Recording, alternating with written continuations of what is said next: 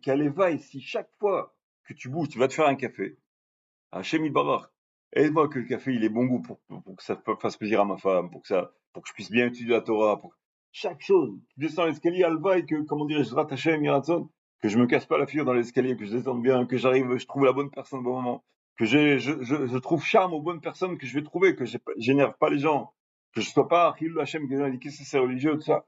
Que les gens ils soient heureux de voir un type comme moi qui sont contents, qui disent Zirbouk Motobe Israël.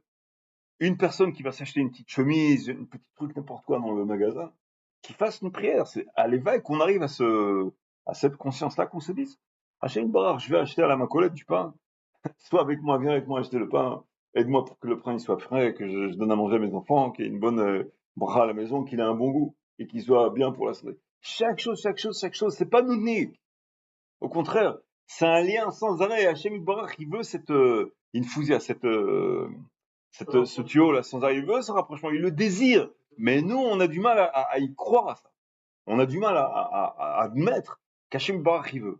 Donc vous comprenez pourquoi ça rejoint le point que Hachem, il veut nos prières chaque jour. Donc c'est pas idéal. Nous, on pense, voilà, j'ai des affranchis dans mon travail pour que, je sais pas combien de pourcents, jusqu'à 2000%, pas tout ma masse, je me masse.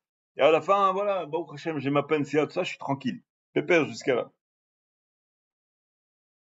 Mais ça marche pas comme ça, ça marche pas comme ça. Il y avait une fois un type qui était très riche. Il a été voir un rave.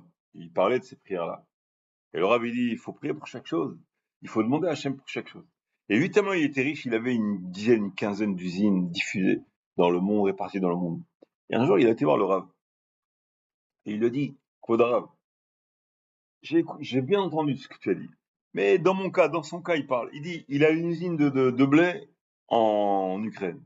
Il a une usine de tissu en, je sais pas, en Tchécoslovaquie. Il a une autre usine d'armes ailleurs, tu vois. Il dit, où que j'aille, j'ai mon usine, j'ai tous mes biens et tout. Qu'est-ce que je dois prier à Hachem? Qu'est-ce qui peut arriver? Si je perds 2 usines, il m'en reste encore 12. Tu comprends? Comme ça, il a parlé. Le Rabbi lui a dit, Shalom, ne parle pas comme ça. Il lui a dit, si Hachem, même en t'enlevant 3 à 4 usines, il te reste beaucoup. Mais n'oublie pas, Chaz Shalom, il peut te prendre toi de ta richesse. Et qu'est-ce qu'elle va faire ta richesse sans toi? Tu comprends? Ne parle pas comme ça. Et l'histoire dit qu'après, il y a une guerre qui a éclaté. Il y a eu un complot contre lui qui a été fait, comme quoi il aurait été accusé de quelque chose qu'il n'a pas fait ou quoi. Il a dû se sauver. Et il est devenu mendiant. Et il est tombé à la foule qui demandait mendicité à ce même rave. Et ce même rave, il a vu, il a dit, qu'est-ce qui t'est arrivé?